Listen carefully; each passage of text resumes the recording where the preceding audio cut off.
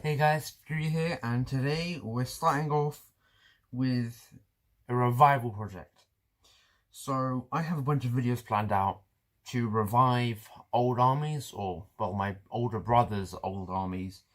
He had some Chaos Space Marine stuff and some Blood Raven stuff. Yes, that's how old the armies are from Blood Raven times.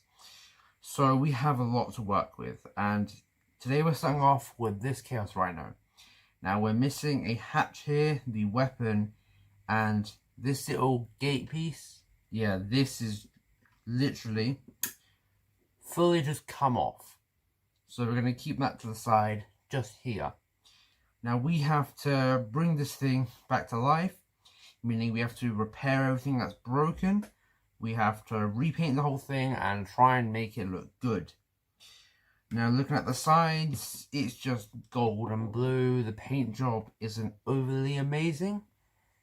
And there's some weird stuff on here on the sides. So it looks good, but we can make it look way better. Start things off, we need to get rid of this side of the spikes. We also have to cut off all of these little knobs and replace it with this. So this is an Age of Sigmar terrain piece. We're basically going to cut off the spikes from about here, so right here where my thumb is, that's where we're going to cut the spikes off. This whole section of the spikes we're going to put onto the Rhino on this side and on this side, using this side of the spikes and this side of the spikes, because this side's got a bunch of roses. We don't really want the Age of Sigmar feel. We want the 40k spiked chaos feel. Next off, we need to add this hatch here, right to here. And this missile pod, we have to glue back into here. Last of all, there is a spike missing here. I'm debating whether to take off this whole section and put in the new set of spikes, or leave it like that so it looks a bit weathered, and then just go from there, just leave that. I could potentially cut off this little section, just move it along, and cut off this side with the broken off spike. So first of all, let's get to repairing the sides of the Rhino. Now on the Rhino, there's a small piece here that isn't on the other side. And because I love symmetry, despite this being a chaos vehicle, I am going to remove this very small piece. I'm not too sure what it is. It looks like some sort of lights or something. They don't look like weapons. So I am just going to remove it, but we can always reattach it if we need to. We can now move on to the top section of the Rhino, or the front of the top section. First thing we're going to do, we have this small little hatch piece. Now I don't actually want this piece to come out, so we're actually going to put some glue on this piece, because I feel like just having it glued down rather than it can come out at any time and then it gets lost or something, bit annoying. So we'll just glue it down into the Rhino so that it doesn't trouble us anymore. We're now going to take the big rocket piece, which is this right here, and we're just going to glue it into this piece here. It does fit fine, it just needs some glue to make sure that it doesn't get out. So we have glue on both sides. I'm going to get this thing in place. So the tank is now been fixed up.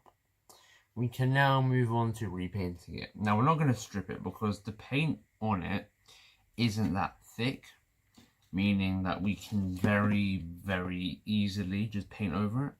And we're going to go with the gold and blue theme. So we're going to do a base coat of probably Cantor or Macragge blue, and then moving on to using some sort of gold and then other silvers. Now I'm not actually used to doing anything with tanks or vehicles. I've never painted a proper vehicle except for a Stormhawk Interceptor, which wasn't that good when I did it anyway. But yeah, this is going to be a first proper vehicle with my experience I have now with painting and things like that. Different techniques, so we can probably get this done very quickly, whilst also making sure that this thing looks good. To begin painting the Rhino, I've spray painted it black. So as you can see, the entirety of the Rhino is now black. I just use a standard black spray paint from Halfords. It works well, it's 12 quid, and came out very nicely. I've never done a rattle can that came out this clean. Usually it'll clog some details, but this was actually perfect. One thing I realised is the little missile rack goes up and down, moves a tiny bit, not much of a problem. Now we have to move on to actually start painting. So we want to keep the same color scheme and the same theme. So as you can see, I've lined up my paint all over here, and hopefully this will be all the paints we need. If we need any more, we have them. I have Aberdeen Black just in case we need to clean up something. Other than that, we probably won't even need the black. Now I have Cantor Blue right here, and this is going to be the main blue, which is just going to be all over the model. We're going to basically everything inside of the ridge lines here, except for these big stack pieces, they're all going to be Cantor Blue. And after that, we're going to move on to using Balthazar Gold for the metal. Then after the Balthazar Gold, we're going to use some Reichland Flesh Shade to weather it down. And to finish off the gold and the main build, or the main stages of painting, the first stage of making this model look good, we're then going to highlight with some scratches and just edge highlighting with some Liberated Gold. But first, we need to crack open our pot of Cantor Blue, and we're just going to apply it quite rudimentary to the model. Try and stay away from the gold details. Even if we do hit them, it'll be fine because the gold will go over it anyway. And we're just going to do this for the main body. The reason I used a black base paint is so in this lighting you can actually see the difference between the blue and the black, which makes it a lot easier for painting, and then the paint itself will come out a little bit darker than it would if you do it over a white base coat. And I find with blues and stuff, and any paint in general, when you're going for a darker theme, it's better to do a dark base coat than to do a lighter base coat. Otherwise your paint will look just a tiny bit lighter than you actually need it to be. And because it's chaos, I want everything to look a lot more weathered. Whereas usually when I do my painting, I make things look as clean as possible, especially with like Space Marines. With the Liberated Gold highlights done on the Rhino, all of the rust is now accentuated and it looks so much more better. I genuinely think that these highlights that I've done have made the model so much better than it would be without those highlights. We're now going to move on to doing the treads over here, the spikes up here, down here, the small smokestacks, the big missile pod, and the big ram in front, along with some details along the top of the Rhino. So we're going to grab some lead belcher, crack the pot open.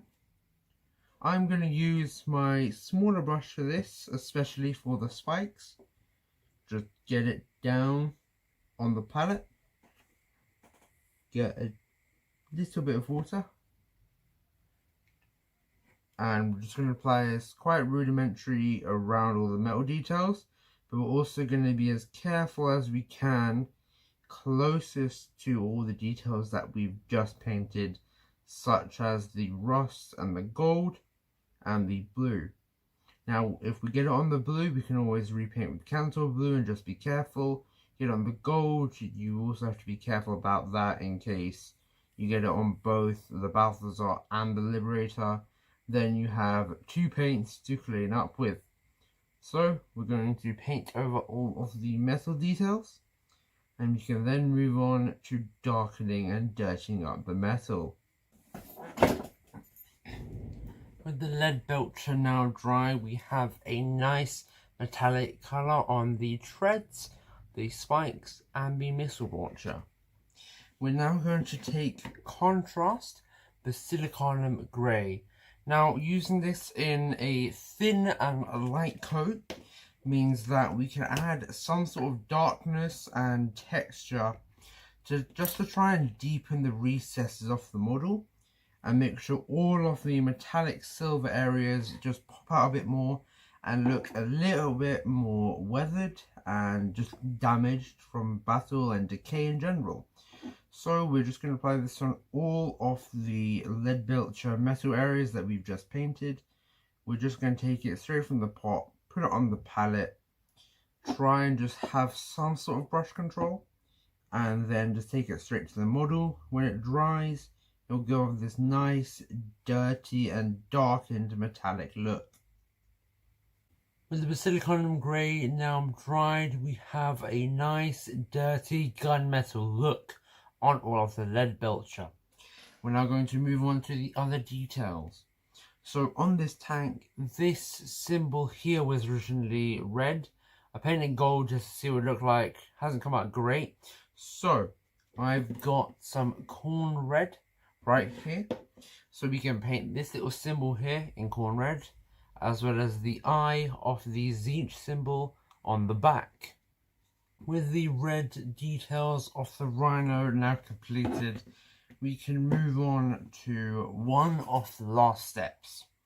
We're going to take Citadel Colors Base Avon Sunset for the main headlights at the front of the tank here and here. And here we have our finished product. I think I spent a total about 8 or 9 hours on the Rhino. And I'll be honest, I'm very, very, very happy with how it's come out. I love my highlights. I think the highlights of the gold make it look so much better. With the helmet, the librarian head, and the skulls, I just covered them both with 1 or 2 coats of Rhino Flesh Shade, so the recesses are more seen. The skulls are a bit darker, look more bony, and the librarian's head looks a bit more withered. Onto the back section, it's very bland, it's just the Zinch symbol on the door. We have some small detailing, this whole back section, and then we can move around to the side. There's this symbol thing, don't know what it was, I just put it in gold. Our lovely highlights, which I'm very happy with. Our smokestacks, librarian head, and our spikes, which came out on a very nice dark gunmetal silver. Going over to the front, we have the missile pod. I think the metal came out the best on the missile pod over here. We have small symbol, looks alright.